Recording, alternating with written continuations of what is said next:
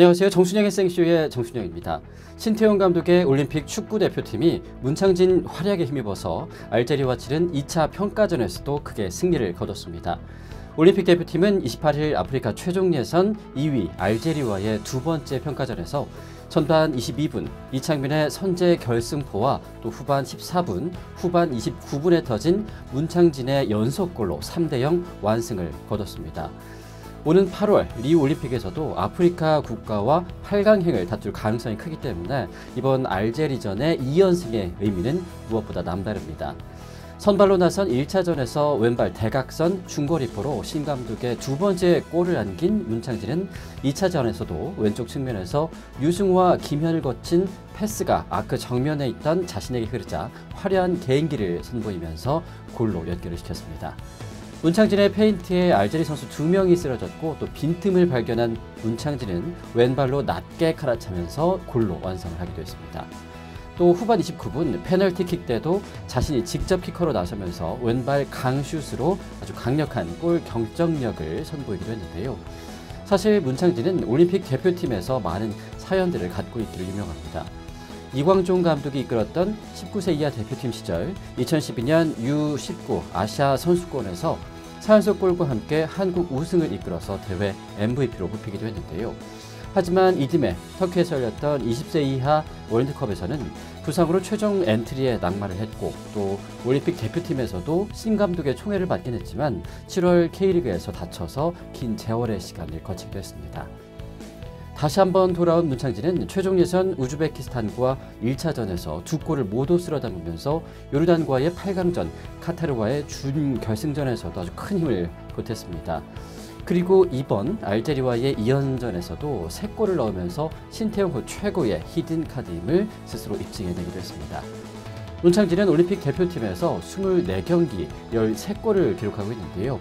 2경기에서 한 골은 거의 다 문창진의 골이다 라고도 할 수가 있습니다. 앞으로의 활발한 큰 활약 기대해 보겠습니다.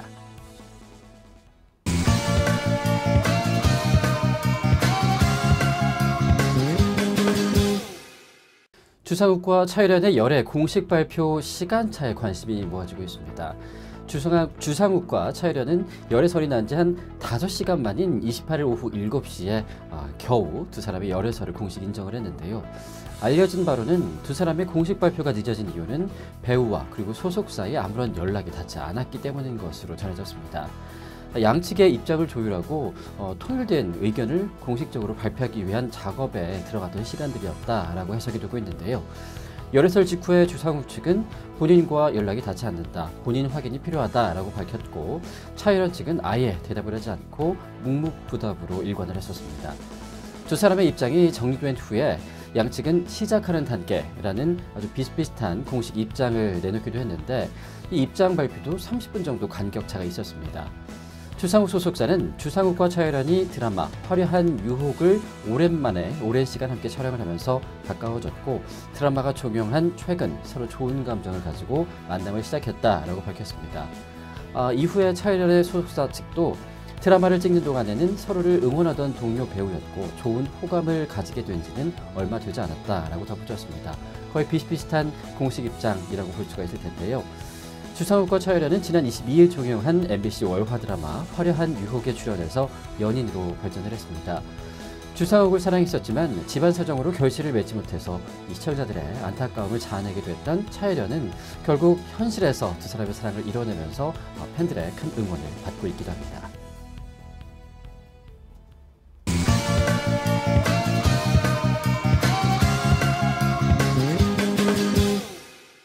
김승남 의원의 오락가락 행보를 놓고 더민주와 국민의당이 28일 공방을 벌였습니다. 국민의당은 납득이 안 된다라면서 김승남 의원을 비판하고 나선 반면에 더민주는 입당을 수용할 용의가 있다라면서 양측 신경전이 펼쳐진 건데요.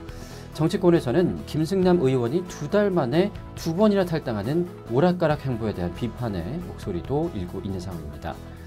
김 의원은 이날 광주시의회 기자회견을 통해서 창당 선언의 잉크가 마르기도 전에 정체성이 불분명한 정당이 됐다라고 국민의당을 비난하면서 1월 27일 입당한 지 62일 만에 다시 한번 국민의당을 탈당했습니다. 더민주의 김종인 비상대책위 대표도 받을 용의가 충분히 있다라면서 김 의원의 복당에 대해서 좀 긍정적인 답변을 내놓기도 했는데요. 반면에 국민의당은 국민의 편에서 큰 뜻을 함께할 것으로 생각했지만 안타깝게 됐다. 유권자들이 공천 불복을 받아들이기는 어려울 것이라고 이번 사안에 대해서 날을 세우기도 했습니다. 여의도 정가에서는 당시 우리 안의 포용과 자기 희생정신이 사라졌다라면서 탈당을 선언했던 김 의원의 탈당의 변과 지금의 경선 불복은 상호 모순이다라는 비판이 나오고 있는데요.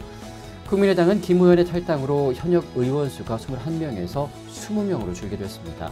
하지만 간신히 원내 교섭단체 지위는 유지를 하게 돼서 이날 지급이 됐던 선거 보조금으로 73억 원을 받게 됐습니다. 김 의원의 탈당에 따른 손실분은 한 3,020만 원 정도라고 추산이 되고 있는데 일각에서는 한 석만 더 줄었다면 보조금이 27억 원으로 줄어들 수 있는 상황이었기 때문에 이날 탈당이 예상이 되기도 했던 임내현 의원의 잔류가 46억 원짜리라는 반응들도 나오고 있다고 합니다.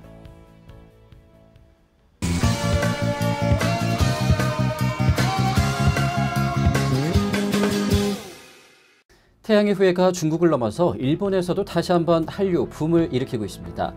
일본 현지 팬들 사이에서는 태양의 후예가 일본에서 제2의 겨울연가가 될 조짐을 보이고 있다라는 분위기인데요. 과거 겨울연가가 일본 시청자들을 또 별에서 온 그대가 중국 시청자들을 사로잡았듯이 태양의 후예도 심상치 않은 중국과 일본 모두 흥행 열풍을 일으킬 것이라는 전망들이 속속 나오고 있습니다. 태양의 후예는 현재 중국, 일본, 대만, 태국 등 아시아와 함께 영국, 프랑스, 독일 등 유럽뿐만 아니라 미국과 호주에 이르기까지 총 32개국에서 판권이 판매가 된 상태입니다. KBS에 따르면 중국 인터넷 방영권은 편당 2억 6천만 원, 또 일본에서는 편당 10만 달러씩 16부를 20억 원에 판매가 됐습니다. 태양의 후예로 한동안 주춤했던 한류에도 청신호가 켜지게 될 것이라는 그런 좋은 분석들도 나오고 있는데요. 이에 따라서 강원도 정선군과 태백시, 파주시 등은 이 태양의 후예 촬영지, 관광 상품 개발에 벌써부터 박차를 가하고 있다는 소식입니다. 전정환 정선군수와 김현식 태백시장은 태양의 후예 촬영지를 세계 속 관광 명소로 개발할 것이라고 공언을 한 상태고요. 여기에 경기관광공사 역시 파주시를 한류 관광 상품으로 적극 개발할 계획이라고 밝힌 바 있습니다. 중국 반응은 일본보다 더 뜨겁습니다. 이미 정점에 차 있다라고 볼 수가 있을 텐데요. IH에서 공개된 자료에 따르면 2014년 2월 28일 별에서 온 그대는 53억 원의 기록을 했고요.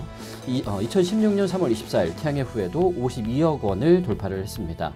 총 시청자 수는 별에서 온 그대가 21부작이고 태양의 후예가 16부작인 만큼 단순 비교는 좀 무리가 있다라는 평이지만 별에서 온 그대와 동일한 수준에 얼마나 빨리 도달했는가를 확인할 수 있는 하나의 척도가 되기도 한다라는 평인데요. 별에서 온 그대의 최고 기록은 마지막 회로 태양의 후예는 10회에 벌써 별에서 온 그대의 기록에 도달한 상태입니다.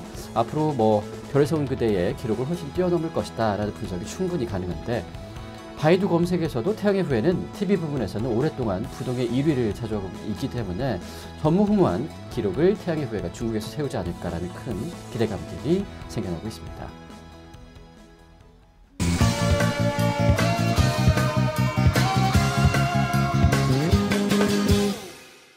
새누리당 대구시장의 박근혜 대통령 존영 반납 논란에 대해서 새누리당 지도부가 진화에 나섰습니다. 대구시당은 지난 28일 류성걸, 유승민, 권은희, 주호영 의원 등의 선거사무소에 대통령 존영을 29일까지 반납해달라라는 내용의 공문을 보냈는데요. 대통령을 비난하고 당을 떠나더니 대통령 존영을 보물처럼 대하는 건 앞뒤가 맞지 않는다라는 논리입니다. 이에 대해서 유승민 의원은 반납할 생각이 없다라는 의견을 일찌감치 밝힌 바 있는 것으로 전해졌습니다. 유 의원은 앞서서 25일 후보자 등록대에도 박근혜 대통령 사진은 그대로 걸어둘 것이라고 못을 박은 바가 있었는데요.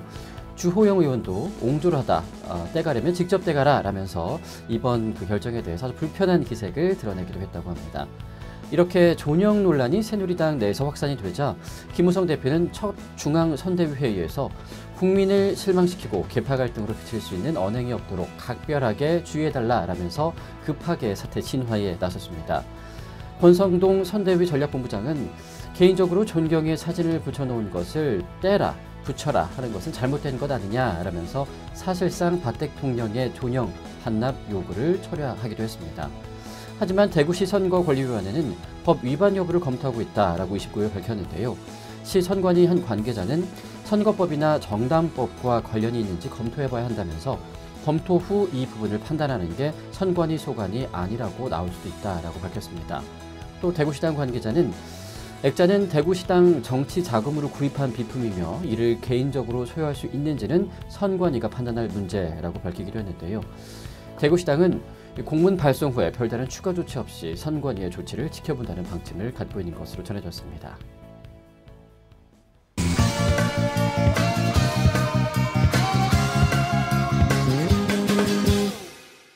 29일 세월호 제2차 청문회에서 청해진 해운이 선원들에게 승객들을 대기시키라고 지시했다는 증언이 나오고 있습니다.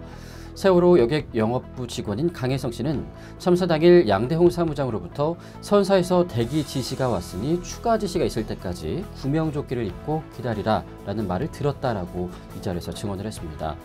강 씨는 또 배가 기울기 시작하자 승객 중 화물기사분들이 어떻게 상황 조치를 해야 하느냐라고 문의가 빗발쳤고 조타실에 문의 전화를 했지만 아무도 받지 않았다라고 진술을 하기도 했는데요. 강 씨는 지금까지 선사의 대기 지시 발언을 하지 않은 이유에 대해서는 영업부 직원들의 희생에 누가 될까 봐 말을 하지 않았다라고 유가족들에게 사과를 하기도 했습니다. 세월호 1등 항해사 강원식 씨 역시 청해진 해운 직원과 위급한 상황에서도 3분 이상 통화를 한 사실이 드러나기도 했는데요. 항해사들이 퇴선시킬지 빨리 판단하라라는 진도 VTS에 다급한 교신을 받은 뒤에도 승객에게 대기 명령을 했다는 진술이 나왔습니다. 조타수 조준기 씨는 대기하라고 말한 1등 항해사 강 씨가 명령조로 얘기했다며 선원들 전체적으로 수긍하는 분위기였다라고 진술을 했습니다. 조 씨는 승객들을 내보내면 세월호 선원들의 문제가 되기 때문에 해경에 인수인계를 해주면 세월호 선원들은 그 책임에서 자유로우니 그럴 수밖에 없었다라고 설명을 했는데요. 이준석 전 세월호 선장 역시 참사 당시에 퇴선 조치를 했다라면서 기존의 증언을 번복했습니다. 이 선장은 사고 당시에 김형호 2등 항해사에게 퇴선 조치 지시를 내렸다라고 주장을 했는데요. 검찰 조사 당시에 진술과 배치된다라는 지적에 대해선 검찰 조사 당시 잘못을 반성하는 의미에서 퇴선 조치하지 않았다라고 답한 것이라고 주장을 한 것으로 전해졌습니다.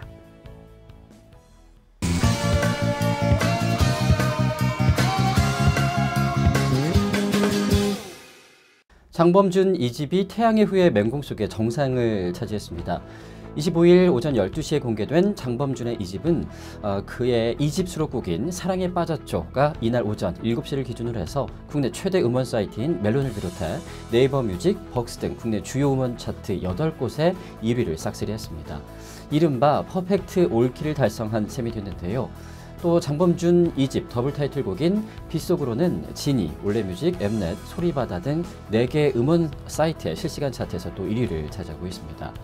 뿐만 아니라 장범준의 2집에 사랑에 빠져요, 봄비, 그녀가 곁에 없다면, 떠나야만 해, 그녀가 웃었죠 등 역시도 음원 차트 상위권에 오르면서 장범준의 신곡을 향한 대중들의 기대와 관심을 입증하고 있습니다. 특히 장범준 2집은 안방도 온라인은 물론 이 음원 차트까지 올킬을 한 KBS ETV의 태양의 후예 OST의 국공행진을 멈추게 해서 더욱더 눈길을 끌고 있는데요. 장범준 2집 발매 후에 태양의 후예 OST인 다비치의 이사랑, 거미의 You Are My Everything, 매드클라운과 김나영의 다시 너를, 케이윌의 말해 뭐해 등은 순위가 주춤했습니다. 그래도 여전히 상위권에 랭크가 되고 있는데요. 한편 장범준이 버스커 활동 당시에 발표한 곡 벚꽃 엔딩으로 40억 원이 넘는 저작권료를 책임 것으로 알려졌습니다.